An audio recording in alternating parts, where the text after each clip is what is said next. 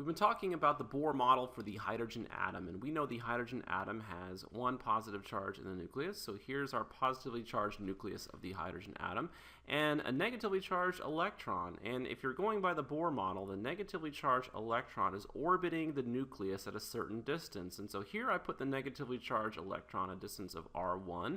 And so this electron is in the lowest energy level, the ground state. So this is the first energy level, E1. We saw in the previous video that if you apply the right amount of energy, you can promote that electron. The electron can jump up to a higher energy level. And so if we add the right amount of energy, this electron can jump up to a higher energy level. And so now this electron is a distance of r3. So we're talking about the third energy level here. And this is the process of absorption.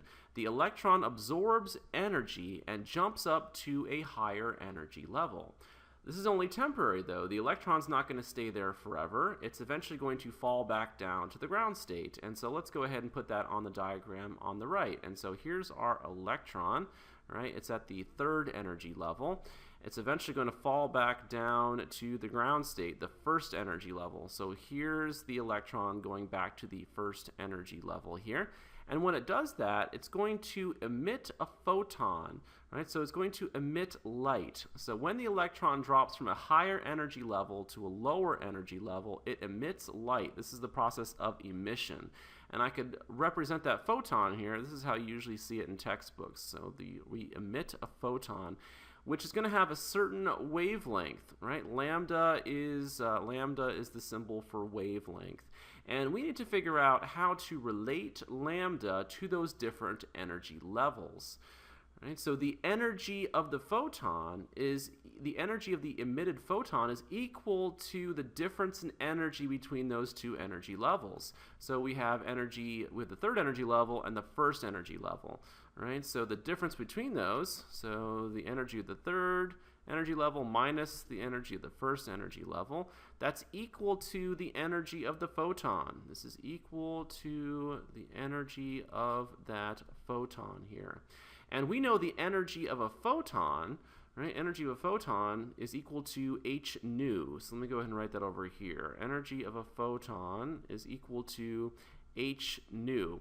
H is Planck's constant. This is Planck's constant. And nu is the frequency.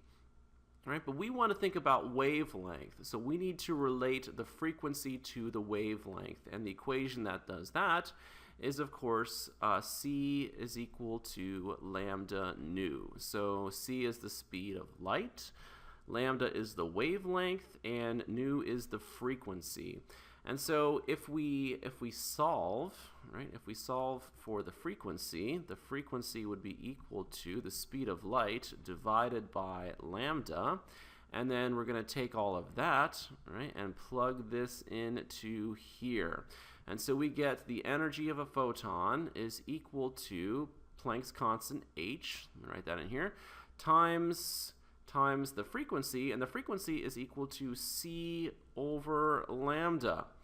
So now we have the energy of the photon is equal to hc over lambda.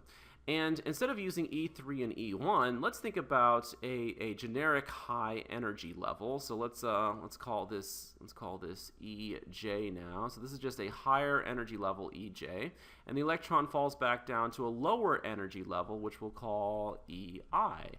So instead of using E3 and E1, let's make it more generic. Let's do EJ and EI. So let's go ahead and plug that in now.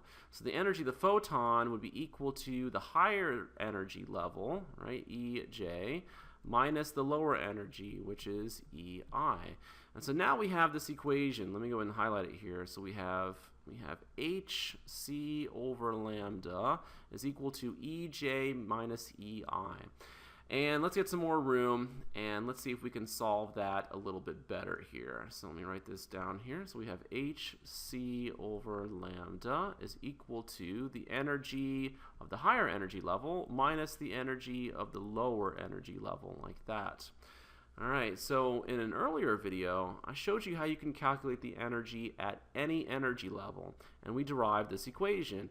So the energy at any energy level, n, is equal to E1 divided by n squared.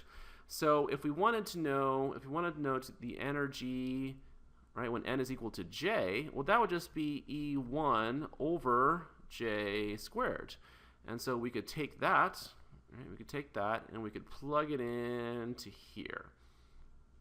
All right, if I wanted to know the energy for the lower energy level, that was EI, right, and that's equal to E1 divided by I squared. So I could take all of this, right, I could take this and I could plug it into here. So let's once again get some more room and let's write what we have so far. We have HC over lambda is equal to EJ was E1 over J squared, and EI was E1 over I squared. Okay, we could pull out an E1 on the right, so we have HC over lambda is equal to E1, and so that would give us 1 over J squared minus 1 over I squared, like that, and we could divide both sides by HC, so let's do that. So on the left, we would have 1 over the wavelength is equal to E1 divided by HC, 1 over J squared minus 1 over I squared. And again, from an earlier video, we calculated what that E1 is equal to. So 1 over lambda is equal to, E1 was negative 2.17 times 10 to the negative 18 joules. So once again, you can see that calculation in an earlier video. It took us a while to get there. And we are going to divide by HC, and this is 1 over J squared minus 1 over I squared. Well, let's look a little bit more closely at what we have right here. So if I, for right now, not worry about the negative sign, and just think about what we have, right? This is all equal to a constant, right? Because h is Planck's constant, and c is the speed of light. And so we have all these constants here, and so we could rewrite all of these as just r. So I'm going to rewrite this as r. So this will be 1 over lambda is equal to negative r times 1 over j squared minus 1 over I squared. So r is called the Rydberg constant. So let's see if we can solve for that. So over here, r would be equal to 2.17 times 10 to the negative 18. Right, over h is Planck's constant, that's 6.626 times 10 to the negative 34.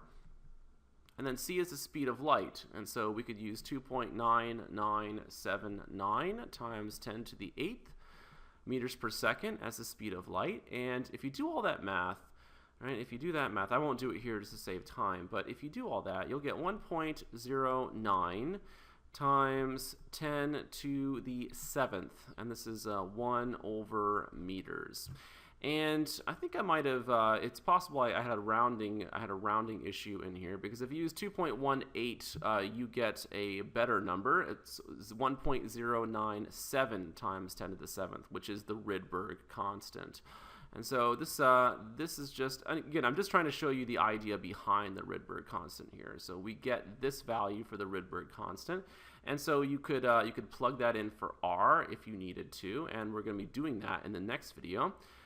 So you could stop right there, and you have related the wavelength, right, to your different energy levels. Or you could go a little bit further. Let's just go a little bit further here. So 1 over lambda is equal to negative r.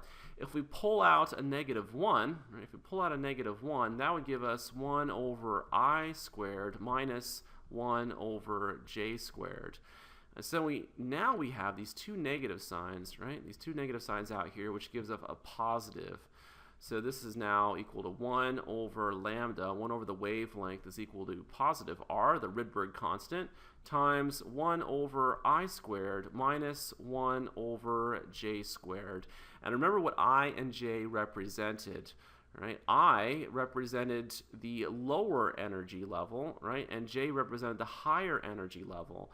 And so this is an extremely useful equation. So usually you see this called the Balmer-Rydberg equation.